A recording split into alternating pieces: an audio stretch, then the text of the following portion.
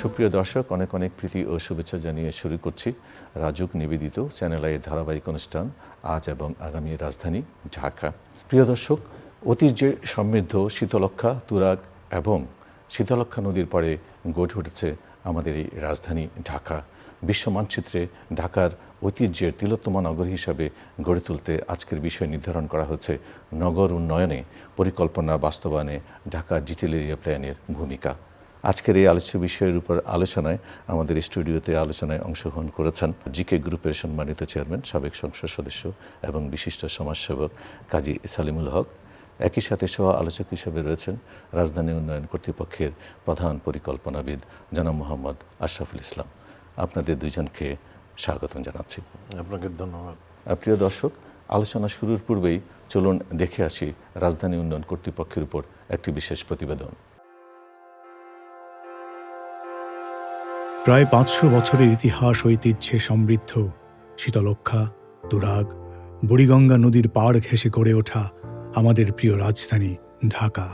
ইতিহাস, ঐতিহ্য আর অত্যন্ত ঘনবসতি কারণে নানা দিক থেকে বিশ্ব মানচিত্রে অত্যন্ত তাৎপর্যপূর্ণ হয়ে উঠেছে। আমাদের এই প্রিয় রাজধানী একটি আধুনিক, বসবাসযোগ্য, নিরাপদ ও টেকসই রাজধানী হিসেবে গড়ে তুলতে অনন্য ভূমিকা রাখে রাজধানী উন্নয়ন কর্তৃপক্ষ বা RAJUK.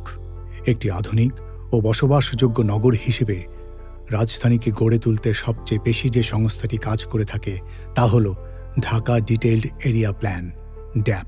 Dhaka detailed area plan বা ড্যাপ হল রাজধানী উন্নয়ন কর্তৃপক্ষ রাজুক কর্তৃক প্রণীত ঢাকা মহানগরীর ভূমি ব্যবহারের একটি বিস্তারিত মহাপরিকল্পনা। ঢাকা মহানগরী ও এর আশেপাশের এলাকা, গাজীপুর, নারায়ণগঞ্জ, সাভার সহ বিভিন্ন এলাকার জন্য একটি আইনি দলিল যা নির্ধারণ করে কোন এলাকায় কী ধরনের ভবন বা স্থাপনা নির্মাণ করা যাবে, রাস্তার প্রস্থ কত হবে, কোথায় পার্ক থাকবে, কোথায় জলাধার সংরক্ষিত থাকবে। এটি মূলত এলাকাভিত্তিক জনঘনত্ব জোনিং, ডেনসিটি জোনিং এবং ফ্লোর এরিয়া রেশিও নির্ধারণ করে। 1990-এর দশকের শুরুতে রাজধানীর মাস্টার প্ল্যানের অংশ হিসেবে রাজধানীকে একটি আধুনিক, বসবাসযোগ্য নগরী হিসেবে গড়ে তোলার লক্ষ্যে ড্যাপের মহাপরিকল্পনা হাতে নেওয়া হয়েছিল। যদিও ড্যাপের এই মহাপরিকল্পনা নিয়ে সময়ে সময়ে জনমনে নানা প্রশ্ন, আলোচনা ও সমালোচনা সৃষ্টি হয়েছে। এমনকি বিভিন্ন সময়ে ঢাকা ডিটেইলড এরিয়া প্ল্যানের সংশোধনী আনা হয়েছে।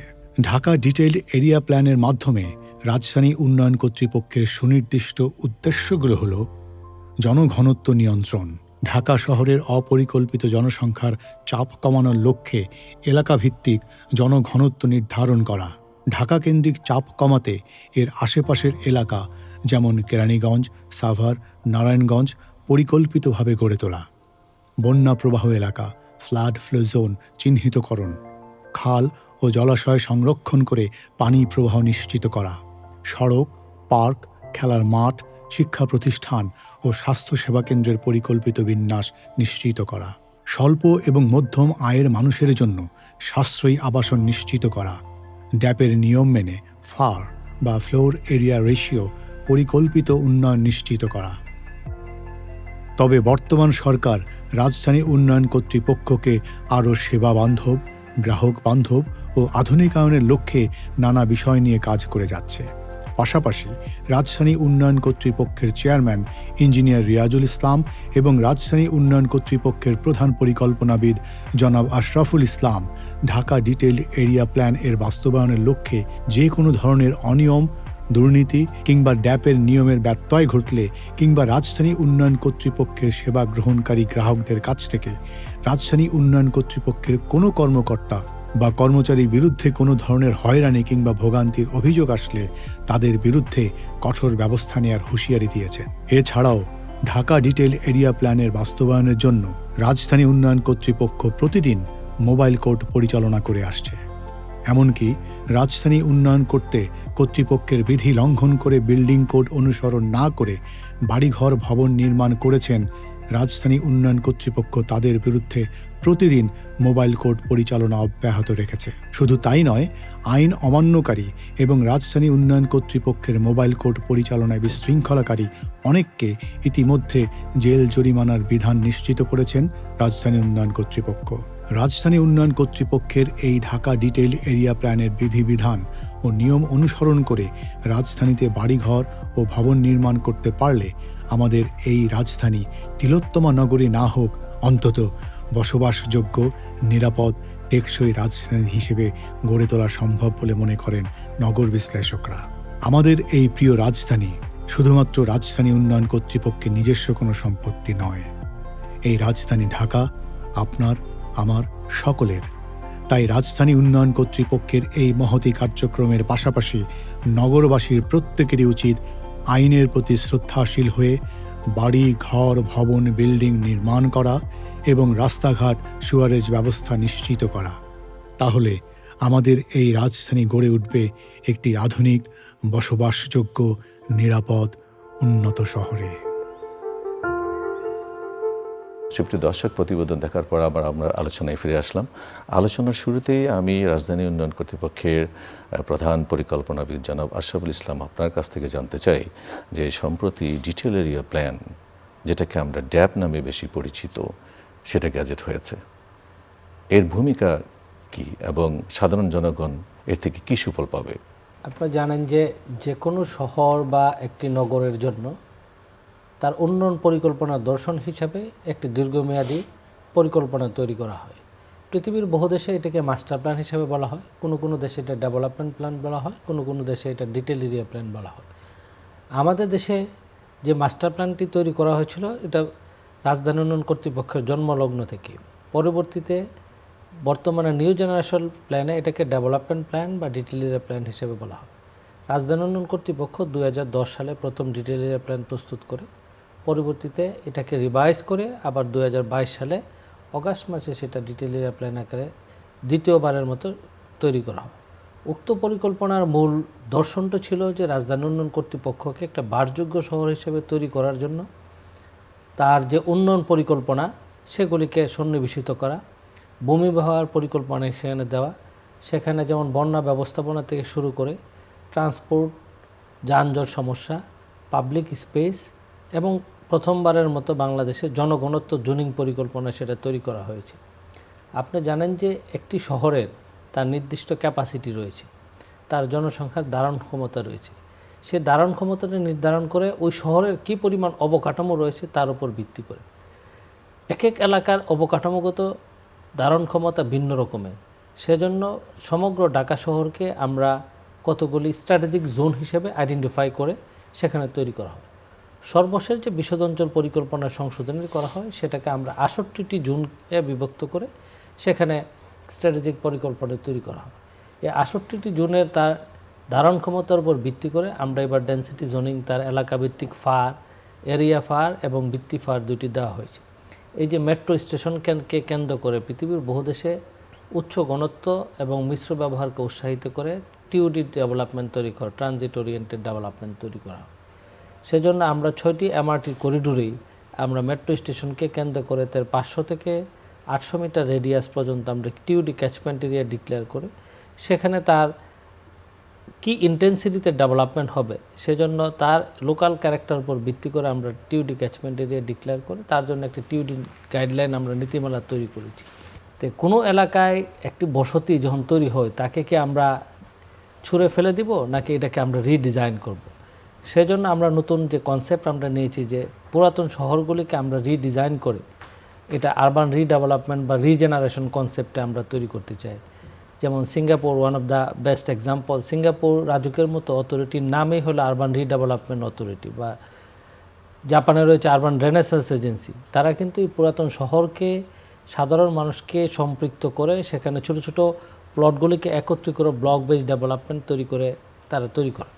অ্যাট দ্য সেম টাইম যে শহরের যে ইতিহাস ও ঐতিহ্যকে সংরক্ষণ করে তার কালচারাল হেরিটেজ, যে ভবনগুলি তার আর্কিটেকচারালি অনেক ভ্যালু ক্যারি করে সেগুলিকে আবার সংরক্ষণ করে সেই জিনিসটা তৈরি হয়েছে। আপনি জানেন যে ঢাকা শহরে আল্লাহ প্রদত্ত 4টি নদী রয়েছে। এই নদীগুলিকে শিরা উপশিরার মতো আমাদের কতগুলি খাল বা লেক রয়েছে। এই খালগুলি লেকগুলিকে করে একটা ব্লু নেটওয়ার্ক তৈরি করার জন্য এই ডিটেল এরিয়া প্ল্যানে প্রথমবারের মতো আমরা একটা প্রস্তাব দিয়েছি। সেখানে আমরা 4টি নদীকে কেন্দ্র করে আমাদের যে শিরা উপশিরার মধ্যে খালগুলি রয়েছে, যেসব জায়গায় মিসিং লিঙ্ক রয়েছে সেগুলি কানেকশনের আমরা প্রস্তাব দিয়েছি। 574 কিলোমিটার আমরা ব্লু নেটওয়ার্কের প্রস্তাব দিয়েছি যে প্রথম ভিত্তিতে আমরা দিই। এছাড়াও আমাদের ট্রান্সপোর্ট সিস্টেমকে বিকেন্দ্রীকরণ করার জন্য আমরা পেডেস্টানাইজেশনকে যেমন প্রায়োরিটি দিয়েছি, বাস রুট ফ্র্যাঞ্চাইজিং সিস্টেমকে আমরা সেখানে অন্তর্ভুক্ত করেছি, এমআরটি লাইন এবং 2টি বিআরটি লাইনের আমাদের সেখানে প্রস্তাব দেওয়া আছে। এছাড়াও ঢাকা শহরে আমরা যে সায়দাবাদ টার্মিনাল বা মহাখালী টার্মিনাল বা গাবতলী টার্মিনাল, 3টা টার্মিনালের উপর ভিত্তি করে আমরা তৈরি করেছি। শহর কিন্তু উত্তর, দক্ষিণ, পূর্ব, পশ্চিমে বিস্তৃত হয়েছে।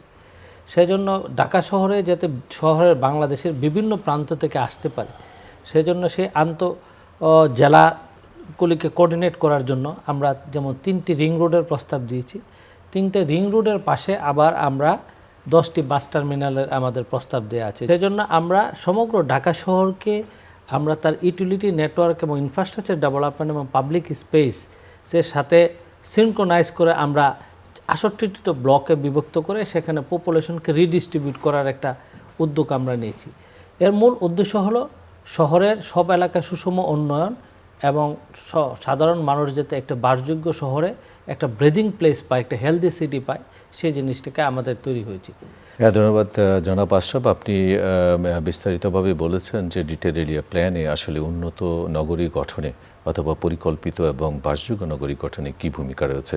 আমি জনাব সালিমুল হক আপনার কাছে জানতে চাই, নগর পরিকল্পনায় জনাব আশরাফ ডিটেল এরিয়া প্ল্যানের যে বিষয়গুলি অবতারণা করেছেন, বিশেষ করে জনগণত্ব এবং ব্লক বেসড ডেভেলপমেন্ট, এই বিষয়ে একজন আইন প্রণেতা হিসাবে, সাবেক আইন প্রণেতা হিসাবে এবং একজন বিশিষ্ট সমাজসেবক হিসাবে আপনার কী ধারণা রয়েছে? ঢাকা শহরে প্রায় 62 সালের থেকে আছি, আমার চোখের সামনে ঢাকা শহর অনেক বড় হয়ে গেছে। বাট আমার বিদেশে নর্থ আমেরিকাতে বিশেষ করে কয়েকটা শহরে থাকার অভিজ্ঞতার আলোকে আমি বলতে চাই যে ওনারা যেটা করছেন অবশ্যই ফার্স্ট স্টেপ হিসাবে এটা ভালো। বাট ঢাকা শহর তো শুধুমাত্র বাড়ির মালিক যারা পয়সাওয়ালা লোক তারা না, ঢাকা শহরে সব শ্রেণীর মানুষ বাস করে। তো তাদের জন্যে তো একটা আলাদা প্রতিটা এলাকাতেই, ধরেন আমি যদি যে কোনো ধানমন্ডির কথা বলি, তো ধানমন্ডি এলাকায় বা নিউ মার্কেট এলাকায় যেখানে আছে, এইখানে দোকানে যারা কাজ করে বা ধানমন্ডিতে যারা বাড়িতে কাজ করে বা যারা এই টাইপ লো লেভেলে কাজ করে, ড্রাইভার আছে, অমুক আছে, বিভিন্ন ধরনের লোক আছে, তাদের জন্যে বিভিন্ন রেঞ্জের, আমি বাইরে যেটা দেখছি যে বিভিন্ন ইনকাম গ্রুপ অনুযায়ী তারা ভাগ করে যে এইটা হলো একতলা বাড়ি হবে, এইখানে দোতলা বাড়ি হবে, এইখানে অ্যাপার্টমেন্ট হবে, এইখানে যাতে মানে সস্তায় মানুষ থাকতে পারে। তো এবং প্রতিটা এলাকার জন্যে যেখানে সস্তা মানে লো ইনকাম লোক থাকবে তাদের জন্যে আলাদা বাজারের ব্যবস্থা, তারপরে শপিংয়ের ব্যবস্থা, আবার যেখানে আপনার ওয়েলদি লোক থাকতেছে তার জন্য আপনি আলাদা সুন্দর ভালো মার্কেট করেন, কোনো অসুবিধা নেই। বাট সব শ্রেণীর লোকের যাতে ঢাকা শহরে বাস করতে পারে সেইটা তো আমাদেরকে করতে হবে। আর যদি উনি যেটা বলছেন আমি ওনার সাথে একমত যে যদি জোন করে করে করা যায়, মানে প্রত্যেকটা zone should be self sufficient, যে আমি এই জোনে বাস করি, আমার এই জোনে স্কুল থাকতে হবে, এই জোনে হাসপাতাল থাকতে হবে, যাতে আমার এখন কোনো কিছু হলে সারা ঢাকা শহরের কথায় যদি বলি, হয় ধানমন্ডিতে দৌড়ে যায় চিকিৎসা করার জন্য, অথবা গুলশানে আসতে থাকে, গুলশান বাড়িধারা আসতে চিকিৎসা করার জন্য, ওই দিকের ভালো কোনো নাই। এগুলো তো রাজুকের যদি জায়গা অ্যাকোয়ার করে হোক বা ই করে হোক তাদেরকে ব্যবস্থা করে দেয় যে এতগুলো জোন করলাম আমি, এই জোনে আমার প্রতিটা জোনে একটা হাসপাতাল হতে হবে, প্রতিটা জোনে একটা স্কুল বা কলেজ হতে হবে, তাহলে কিন্তু দেখবেন ট্রাফিক অনেক কমে যাবে। এখন আমরা দেখেন গুলশান, বনানী, বাড়িধারা যারা থাকে তাদের ম্যাক্সিমাম লোকের অফিস হলো মতিঝিল, তার মতিঝিল যেতে আসতে অলমোস্ট 1.5 ঘন্টা 2 ঘন্টা পার হয়ে যায়। একটা ভালো প্রজেক্ট বলতে প্রশংসা করতেই হয় রাজুকের, যে হাতির ঝিলের প্রজেক্টটা, যেটা এটা ভালো প্রজেক্ট করছে নিঃসন্দেহে। তো এরকম অনেক কিছু আছে যেগুলো মানে ওনাদেরকে, যারা টাউন প্ল্যানার আছেন, আমার মনে হয় ওনাদেরকে এইসব জিনিস আরও ডিটেলে যে চিন্তা করতে হবে, তাহলেই নাগরিকরা আমি মনে করি আগের থেকে ভালোভাবে থাকতে পারবে। জনাব আশরাফ, ডিটেল এরিয়া প্ল্যানে জনগণত্বের বিষয়টি খুব গুরুত্ব সহকারে এটি প্রকাশিত হয়েছে। এই ব্যাপারে আপনি যদি আমাদের সাধারণ জনগণকে বোঝার মতো করে কিছু বলেন। বিচ্ছিন্নভাবে বিভিন্ন ডেভেলপমেন্ট অথরিটি এবং কোনো কোনো ক্ষেত্রে কিছু কিছু পৌরসভার ক্ষেত্রে মাস্টার প্ল্যান তৈরি করা হয়েছে। তার সমগ্র বাংলাদেশে 9 থেকে 10% মতো এরিয়ার মাস্টার প্ল্যান রয়েছে। এই মাস্টার প্ল্যানগুলির মেজর যে লোফুল ছিল এতদিন, সেটা হলো যে যার জন্য পরিকল্পনা তৈরি হয়েছে সাধারণ মানুষ, এই মানুষগুলি আসলে ইউনিফর্মলি কীভাবে ডিস্ট্রিবিউট হবে তার বেসিক নিড, সেই জিনিসগুলি আমরা সঠিকভাবে প্রতিফলিত করতে পারিনি। তার জন্যই আজকে প্ল্যানিংয়ের যে মিসম্যাচগুলি আমরা দেখতে পাই। ঢাকা শহরে রাস্তার পরিমাণ রয়েছে 6 থেকে 7% মতো রাস্তা রয়েছে। আন্তর্জাতিক মানদণ্ড অনুযায়ী তার মিনিমাম 20 থেকে 25% রাস্তা থাকতে হবে, সেটা আমাদের নাই। এটা বাস্তবতা। ঢাকা শহরে পাবলিক স্পেসের আমাদের ওয়ার্ল্ড হেলথ অর্গানাইজেশনের স্ট্যান্ডার্ড অনুযায়ী হলো প্রতি পার ক্যাপিটা পাবলিক স্পেস থাকতে হবে 9 বর্গমিটার। আমাদের রয়েছে 0.61 বর্গমিটার, মানদণ্ডের অনেক সন্নিকটে। আমরা বলি যে ঢাকা শহর অনেক উন্নয়ন হয়েছে, আমরা এই শহরের বিস্তৃত সুউচ্চ দালান হয়েছে, আমাদের মেট্রো রেল হয়েছে, আমাদের ফিনান্সিয়ালি আমরা অনেকগুলি আগের চেয়ে ক্রয় ক্ষমতায় বেড়েছে। কিন্তু আমরা এই 400 বছরের ইতিহাসে রাজধানী হিসেবে আমরা নতুন করে কিন্তু একটা রমনা উদ্যান তৈরি করতে পারি নাই। আমরা কিন্তু সেই সোহরাওয়ার্দী উদ্যান আমরা তৈরি করতে পারি না। অথচ ঢাকার বিস্তৃতি কিন্তু সেই নারায়ণগঞ্জ ছেড়ে মেঘনাঘাট এদিকে হলো গাজীপুর পর্যন্ত ঢাকার বিস্তৃতি হয়েছে। আমাদের দরকার ছিল আরও 10টি হাতির ঝিল তৈরি করা। আমরা একটা হাতির ঝিল আমরা তৈরি করেছি। তো এই একটি হাতির ঝিল দিয়ে কতটুকু মানুষ কনসেন্ট্রেট করবে, সেজন্য আমরা এবার ইউনিফর্মলি ডিস্ট্রিবিউট করে যাতে উন্নয়নটা একই এলাকায় কনসেন্ট্রেট না করে বিভিন্ন এলাকায় হয়। অ্যাট দ্য সেম টাইম কোনো কোনো এলাকায় নতুন স্কুল হয়ে এখন কিন্তু আমাদের কাছে এসে পার্সু করতেছে, আমরা তো ওই এলাকায় একটা ওয়ার্ডে নতুন স্কুল করেছি, আমার ওই এলাকায় ফারার মান ইনসেন্টিভ করে দিন। আমরা ইভালুয়েট করে যদি হয় ডেফিনেটলি আমরা দিচ্ছি। তাহলে is a voluntary contribution both সাইডে, at the same time regulatory হিসেবে অথরিটি হিসেবে আমরা দিব। একটি শহরের তার ফায়ার রেস্কিউ করার জন্য বহুতল ভবন তৈরি করতে হবে, তার মিনিমাম রোড উইথ লাগে স্ট্যান্ডার্ড মিনিমাম 30 ফিট। ঢাকা শহরে 30 ফিট রোডের পরিমাণ 10% এরিয়া তো নাই। তাহলে 90% এরিয়া হলো আমার যেটা ফায়ার সেফটির জন্য রেজিলেন্ট না। তাহলে সেখানে আমি যদি বহুতল ভবনকে আরও এনকারেজ করতে থাকি, তাহলে ওই জায়গায় একটা ফায়ার দুর্ঘটনা হলে তাকে রেস্কিউ করে তার জীবন, এখন আমাকে বসবাসের জায়গা না আমার জীবনটা আগে, সেই জায়গায় আমাকে শহরের মানুষকে চিন্তা করতে। এই সামগ্রিক দৃষ্টিকোণ থেকে কিন্তু এবার ডেনসিটি জোনিংটা তৈরি করা হয়েছে। এবং আশার বিষয় হলো সেখানে planner, engineer, architect, civil society এবং পরিবেশবাদীরা সকলেই একটা ঐক্যমত্য হয়ে আমরা এবার যে ড্যাপটা নতুনভাবে রিভাইজ করেছি, তার মূল উদ্দেশ্য হলো আমরা বলা আছে যে 20 ফিট নিচে রাস্তাগুলি ফায়ারের মানগুলিকে আমরা একটু রিডিউস করব, যাতে ওই এলাকার মানুষ যাতে একটু এনকারেজ হয়ে যে না আমরা রাস্তা বড় না করলে আমরা বেশি পাবো না, 20 ফিট বা চতুর্থ মানকে ফায়ারের মানকে আমরা ইনক্রিজ করব। তাহলে কি একটা মানুষ যখন কন্ট্রোল আসবে, আরেকটা জায়গায় যদি আমরা প্রমোশন করব, তাহলে যে জায়গায় প্রমোশন করছি যারা কন্ট্রোল হচ্ছে তারা উৎসাহিত হবে যে না ওই জায়গার মতো যদি আমরা হতে পারি তাহলে আমাদেরকে দেবে। এই যে কন্ট্রোল এবং প্রমোশন দুই জায়গায়, আমরা শুধু রাজধানী উন্নয়ন কর্তৃপক্ষের দায়িত্ব হয় যে কন্ট্রোল মেকানিজম না, আমাদের দায়িত্ব সিটিজেনকে আবার প্রমোশনও করা। তাহলে তাদেরকে স্ট্রেট আমরা 0.5 ফার ইনসেন্টিভ আকারে দিব, যাতে প্রাইভেট ডেভেলপার এনকারেজ হয়। সেজন্য দরকার যে পাবলিক ইন্টারাকশন, আজকের যে সোশ্যাল মিডিয়া রয়েছে, আজকে আমাদের ইলেকট্রনিক মিডিয়া রয়েছে এবং পাবলিক কনসালটেশন, এই 3টি প্রক্রিয়ার মাধ্যমে এই জিনিসটাকে যদি আমরা উদ্বুদ্ধ করতে পারি এটা। আর কোনো প্ল্যানেই কোরআন বা বাইবেলের মতো ইজ নট দ্য ফিক্সড, আমরা time to time we can revise. তা আমাদের টার্গেট হলো যে ইউজার ফ্রেন্ডলি একটা পরিকল্পনা তৈরি করা, যার মাধ্যমে আলটিমেট লক্ষ্য হলো আমাদের একটা বাসযোগ্য শহর এবং একটা ইনক্লুসিভ শহর সকল মানুষের জন্য। একেবারে পরিষ্কার।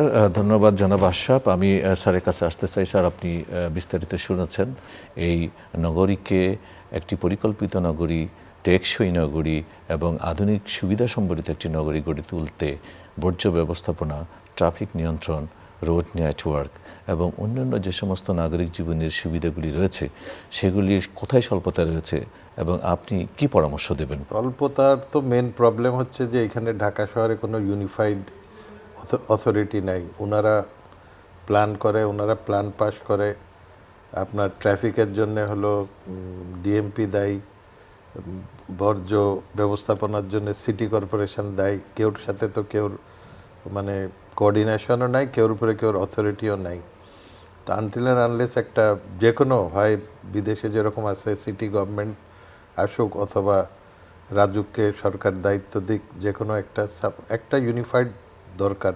তো নগরবাসীর জন্যে একটা ইউনিফাইড হওয়া ছাড়া, প্ল্যান ছাড়া, ইউনিফাইড অথরিটি ছাড়া আমার মনে হয় সম্ভব না। কারণ এক একজন এক এক দিক থেকে কাজ করে। যে আমরা বিশেষ করে আপনি যদি ট্রাফিকের কথা বললেন, দেখা যায় যে এই বছর ওয়াসা কাজ করে যাচ্ছে, তারপরে সিটি কর্পোরেশন আসে, রাস্তা টার্পেটিং করে ঠিক করে, তারপরের বছর আবার দেখা যায় হয়তো পাওয়ার ডেভেলপমেন্ট বোর্ড আসে বা গ্যাস আসে, এসে তারা আবার রাস্তা কাটতেছে, কেটে করতেছে। এটা যদি একটা মাস্টার প্ল্যানে থাকে যে হ্যাঁ ঠিক আছে আমরা সারা ঢাকা শহর দিব না, আমাদের এই ফান্ড আছে, আমরা এই রাস্তাটুক সব কাজ যা কাজ করার 3 ডিপার্টমেন্টের সব কাজ আমরা একবারে করে ফেলবো। আর ওনারা যেহেতু প্রফেশনাল লোক, ওনারাই বলতে পারবে যে কোনো কিছু প্ল্যান করার আগে।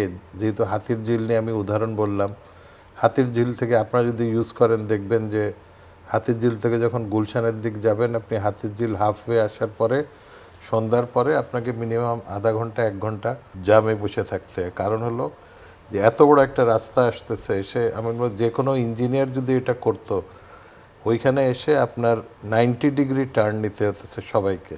কিন্তু আমার তো মনে হয় ওই রাস্তাটা যদি আর একটু সামনে নিয়ে ওই পুলিশ প্লাজার থেকে ওই গুলশান অ্যাভিনিউর ওই রোডের সাথে ডাইরেক্ট মিশাই দিলে তাহলে ট্রাফিক জ্যাম অনেক কমে যেত। এরকম যে কত স্কোয়ার ফিট বা কত লোকের জন্যে একটা জোন করে, ওনারা তো মানে প্রায় বিদেশে ট্রেনিংয়ে যায়, ওনারা যেসব আমাদের থেকে ডেভেলপ কান্ট্রি আছে ওই সব জায়গার থেকে যদি দেখে সে করতে পারে।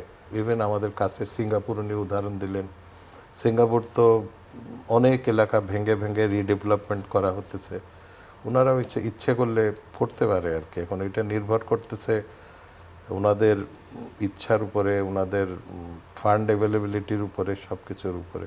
ধন্যবাদ স্যার। আমি কামাল স্যারের বক্তব্য থেকে জনাব আশরাফ আপনাকে একটু প্রশ্ন করতে চাই। ডিটেল এরিয়া প্ল্যানে ব্লু নেটওয়ার্কের যে বিষয়টি সন্নিবেশ করা হয়েছে, সেখানে কি হাতির ঝিল অথবা তৎসংলগ্ন যে সমস্ত জলাশয় বা ওয়াটার বডিগুলি রয়েছে সেগুলোর নেভিগেশন ফ্যাসিলিটি সহ ব্লু নেটওয়ার্কের আওতায় আনা হয়েছে কিনা?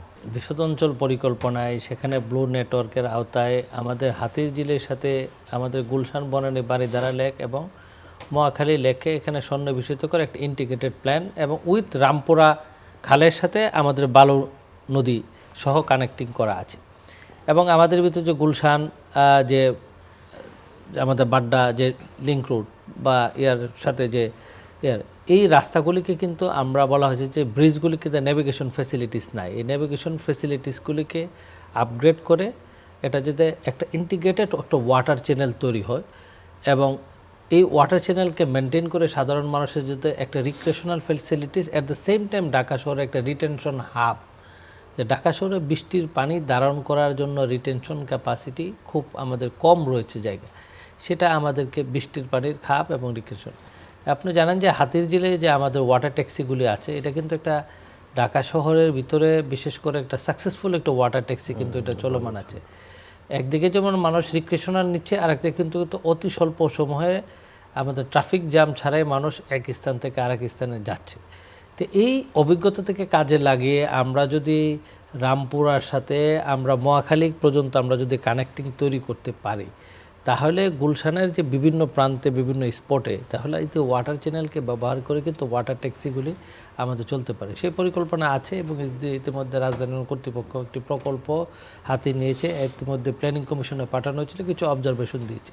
এটা যদি আমরা প্রায়োরিটি লিস্ট অনুযায়ী সেগুলি বিভিন্ন সংস্থা বাস্তবায়নের উদ্যোগ নেই, আমার তো মনে হয় যে 5-10 বছরের ভিতরে আমরা একটা ভিন্ন ঢাকা শহর আমরা হয়তো দেখতে পারবো। ধন্যবাদ জানাচ্ছি জনাব আশরাফ, প্রধান পরিকল্পনাবিদ, রাজধানী উন্নয়ন কর্তৃপক্ষ, এবং একই সাথে স্যার আপনাকেও ধন্যবাদ জানাচ্ছি জনাব সালেমুল হক কামাল স্যার। সুপ্রিয় দর্শক মণ্ডলী, আজকের অনুষ্ঠান এখানেই শেষ করছি। আজকে ডিটেল এরিয়া প্ল্যানের ভূমিকার উপরে আমাদের দুইজন আলোচক আলোচনা করেছেন, খুব গুরুত্বপূর্ণগুলি পরামর্শ দিয়েছেন। এই সমস্ত পরামর্শ আমাদের নগরবাসীর নগর উন্নয়নে ভূমিকা রাখবে বলে প্রত্যাশা করছি। এই আশাবাদ ব্যক্ত করে রাজুক নিবেদিত চ্যানেল আইয়ের ধারাবাহিক অনুষ্ঠান আজ এবং আগামী রাজধানী ঢাকার এখানে বিদায় নিচ্ছি।